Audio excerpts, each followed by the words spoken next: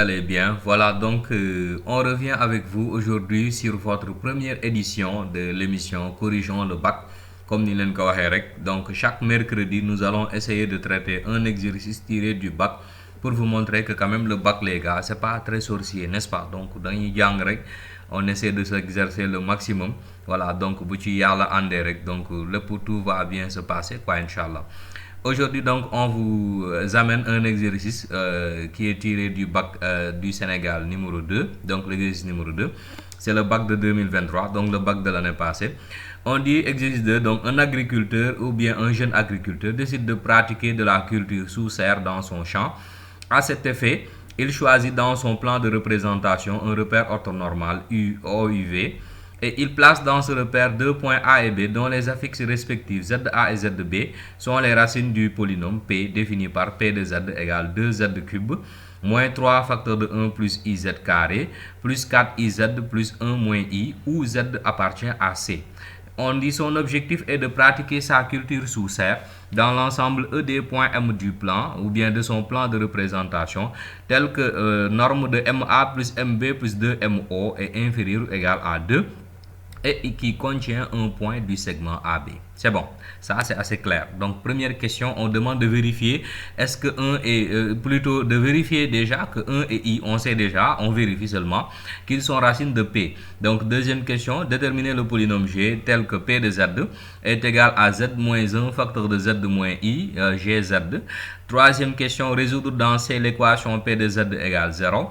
Quatrième question, donc on pose ZA égale 1, ZB égale I et ZC égale 1 demi plus 1 demi de I. Donc petit a, placez les points A, B et C d'affixes respectives ZA, ZB et ZC dans le repère orthonormal OUV en choisissant comme unité graphique 4 cm. Donc on vous a donné l'unité. Donc vous devez forcément la respecter. Question B, on demande de démontrer que C est le milieu du segment AB. Et de démontrer aussi que C appartient donc à l'ensemble E des points M du plan, donc comme convenu tout à l'heure. C, on demande maintenant de déterminer l'affixe ZG du point G, barycentre du système A1, B1, O2, donc O qui est le centre du repère, et puis de placer le point G, et cinquième question, déterminer puis construire l'ensemble E des points M du plan tel que norme de MA plus MB plus 2MO est inférieure ou égale à 2. Et en sixième question, on demande de dire si le jeune agriculteur aura atteint donc son objectif. Allez, on y va les gars, vous allez voir que c'est pas très difficile. Donc pour répondre à la première question, on demande de vérifier que 1 et I sont racines de P. Donc on va juste calculer P de 1 et P de I et démontrer que donc c'est égal à 0. Donc ici en remplaçant chose, comment ça s'appelle Z par 1, donc nous avons Z fois plutôt 2 1 au cube moins 3 facteur de 1 plus I 1 carré plus 4 4I et 1, donc ça fait toujours 4I plus 1 moins I. Et là on va ouvrir la parenthèse. 1 au cube c'est 2. En développant, donc on a moins 3i plus 4i plus 1 moins i égale 0. Pourquoi? Parce que regardez, 2 moins 3 ça fait moins 1. Moins 1 plus le 1 là, ça fait 0, n'est-ce pas?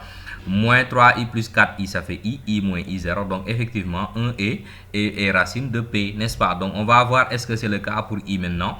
Donc nous aurons 2i au cube moins 3 facteur de 1 plus i carré parce qu'on a remplacé i par z plutôt par i. Moins 4i parce que z est égal à i plus 1 moins i. Maintenant on va calculer et voilà, donc i au cube ça fait moins i. Ici nous avons i carré moins 1, donc le signe de 3 va changer, va devenir plus 3 et en développant direct ça fait plus 3i moins 4. Pourquoi? Parce que nous avons plus 4, i carré égale moins 1, donc ça nous fait moins 4 plus 1 moins i comme qui était là, et là égale 0 parce que regardons, donc moins 2i plus 3i c'est toujours i moins i 0, donc 3 moins 4 ça fait moins 1 plus 1 ça fait 0. Effectivement, donc conclusion, 1 et i donc sont évidemment des racines de P parce qu'on nous avait juste demandé de vérifier. Allez, on passe à la question suivante. On demande de déterminer le polynôme G tel que P de Z égale Z1, Z-1 facteur de Z moins I, GZ. Je rappelle que P est là, donc comme nous le savons. Maintenant, ce qu'on fait, on va se servir des racines qui ont été tout à l'heure calculées, c'est-à-dire 1 et I. Et on va utiliser donc le tableau de Ordner pour faire vite. Donc on va l'utiliser deux fois. Donc on a les coefficients. Ici c'est Z de cube. Donc c'est c'est un trinôme ou bien c'est plutôt un polynôme du troisième degré. Donc on a degré 3, degré 2, degré 1 et voilà degré 0. Donc le coefficient c'est 2. Ici le coefficient c'est moins 3 facteur de 1 plus I. Ici c'est 4i qui est le coefficient et là le coefficient constant c'est 1 moins i. Donc on fait descendre de 2 fois 1, 2 en additionnant. Donc moins 3, moins 3i, moins 3 plus 2 ça fait moins 1, moins 3i comme vous le voyez. En multipliant par 1 on obtient la même chose. Ici maintenant nous avons 4 moins 3 ça fait 1. Donc ici on aura moins 1 plus i et en ajoutant ça fait 0. D'accord. Maintenant ici on peut utiliser ce tableau deux fois comme vous le voyez. I est aussi racine, donc on l'utilise direct. Donc 2 fois I ça fait 2i. Ici on enlève ou bien on additionne plutôt, ça nous fait moins 1 plus I. En multipliant par I, on aura moins 1 fois I, c'est moins I. Moins I fois I, ça fait moins I carré, donc ça fait plus 1, d'accord. Donc là, après nous aurons le 0. Et finalement, donc voici notre factorisation, Z1 moins Z et moins I, Z moins 1, facteur de Z moins I, facteur de 2Z2, moins 1 moins I, n'est-ce pas? Donc pour le coefficient constant, et là, on voit que G de Z2 est égal à 2Z moins 1 moins I. Voilà donc pour la réponse à cette question. Pour passer à la question suivante, donc la résolution de l'équation, très facile aussi, parce que dès l'instant qu'on a factorisé, on peut régler le problème, parce qu'on va utiliser cette forme factorisée. Donc ici, on a ça, donc Z moins 1 égale 0, ou Z moins I égale 0, ou 2 moins 1 moins I, 2Z plutôt moins I égale, et là, on va transformer. Donc on aura Z égale 1, Z égale I, 2Z égale 1 plus I, et finalement, donc avoir Z égale 1, Z égale I, ou Z égale 1 demi plus 1 demi de I. Ici, donc, on pouvait aussi mettre 1 plus I sur 2. Et là, je rappelle que ce n'est pas la forme algébrique. La forme algébrique d'un nombre complexe, c'est toujours x plus iy. Il faut toujours donc mettre ces nombres-là sous cette forme algébrique. Et enfin, nous aurons la solution. Donc, c'est 1i et 1 demi plus 1 demi de i. Bien, alors, donc, si on passe à la réponse à la quatrième question, ou bien plutôt à la série des quatrièmes questions, donc on demande en petit a de placer les points. Mais pour cette question, on va attendre la fin, donc, puisque les constructions ne sont pas toutes finies.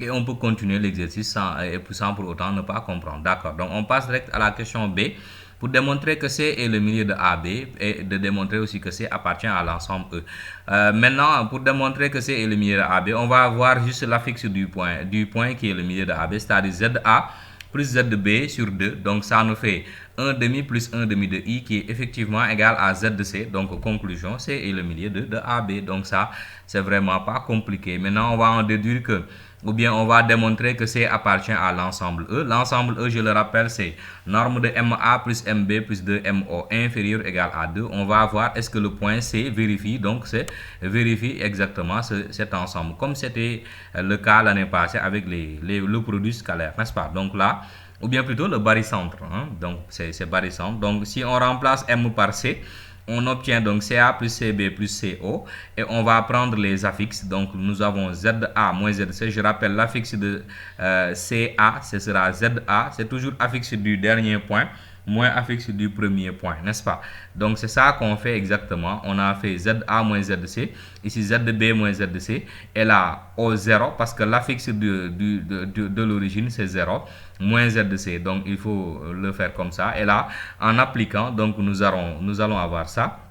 Donc ZA c'est 1, ZC c'est 1 demi plus 1 demi de I. Maintenant avec le moins, ça fera moins 1 demi de I, d'accord, plus I qui est l'affixe de B, moins 1 demi de I encore, moins 2, ici on a déjà 0, et là on peut sortir le moins, raison pour laquelle nous avons moins 2, et là c'est l'affixe de C, n'est-ce pas? Et là on va faire juste un petit calcul, vous voyez que 1, nous avons moins 1 demi, ça va donner moins 2 demi qui est égal à moins 1, donc 1 moins 1, 0, d'accord.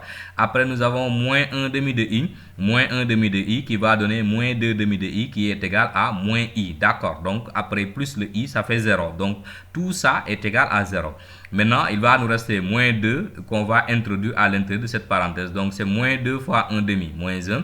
Et moins 2 fois 1 demi de i, ça fait moins i. Donc, voici l'affixe du vecteur qui se trouve à l'intérieur donc de ce module-là. Maintenant, qu'est-ce qu'on va faire? On va calculer le module de ce vecteur pour voir est-ce qu'il est inférieur ou égal à 2. Et module de moins 1 moins i, donc là, c'est pas besoin de perdre du temps. C'est racine de moins 1 au carré, moins 1 au carré, ça fait racine de 2.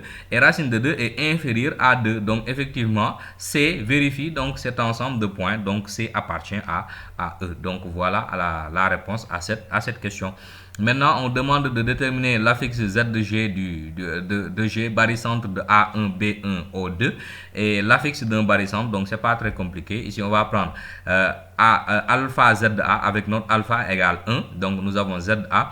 Aussi, bêta Z de B avec notre bêta égale 1 aussi. On va prendre plus Z de B.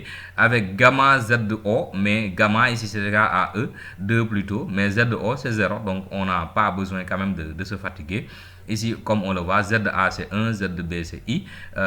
Bien sûr, la somme des coefficients. Donc, 1 plus 1 plus 2, ça nous fait 1 quart plus 1 quart de I. Donc, voici l'affixe de G qui est le barycentre de A1, B1, O2. Donc, on passe, voilà, donc c'est ça le résultat final.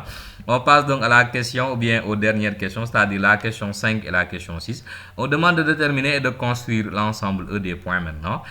Et là, on va d'abord déterminer. Donc, si on a déjà fait le gros du travail, donc nous avons que cette norme-là, elle sera égale à quelque chose. Donc, ici, nous avons le barycentre, donc c'est-à-dire c'est G. On a déjà réglé ce problème. C'est ça qu'on va utiliser. Donc, ce sera norme de 4 mg inférieur égale à 2. En sortant ce 4 et en le divisant, donc c'est norme de mg inférieur égale à 1 demi. Par conséquent, si on avait égal, on allait dire que c'est le cercle de centre G de rayon 1 demi. Mais ici, comme nous avons inférieur égal, donc ce sera tous les points qui sont entre G et le rayon, donc ce qui va constituer un disque. Donc finalement, E est le disque de centre G et de rayon 1 demi. Je rappelle que le disque, c'est la surface du cercle, n'est-ce pas? Donc la surface du cercle, l'ensemble des points qui sont sur l'aire du cercle forment le disque. Donc voici notre ensemble de points. Nous allons le construire, donc comme vous le voyez, c'est le disque de centre G et de rayon 1 demi. Donc 1 demi, je rappelle que notre repère, c'est unité 4 cm. Donc c'est 4 qui va représenter 1. Là, c'est 1 demi. Là, c'est 1 quart. Donc vous voyez l'abscisse de G, 1 quart plus 1 quart de I. Donc on va juste mesurer cette distance 1 demi et l'utiliser comme rayon. Et finalement, donc on va avoir ce cercle. Voilà. Maintenant, on avait demandé de voir est-ce que le gars va atteindre son objectif. Parce que, rappelle-toi, l'objectif c'était de pratiquer la culture dans l'ensemble de points qui contient un point du segment. Donc, voici le segment AB. Dès l'instant que l'ensemble contient un point du segment, donc là, c'est réglé. Donc, on voit bien qu'il va atteindre son objectif parce que il y a une bonne partie quand même du segment AB qui se trouve, voilà, donc dans l'ensemble de points E. Donc, finalement, on va répondre que oui, effectivement, le jeune agriculteur donc va réaliser son objectif car une bonne partie donc de ce segment AB est contenue dans le disque. Voilà donc les gars, c'était tout pour votre première émission. J'espère que vous vous êtes déjà abonnés. Si ce n'est pas le cas, abonnez-vous et suivez-nous. Le prochain exercice, Inch'Allah, ce sera un exercice de sciences physiques. Allez, à mercredi prochain, Inch'Allah.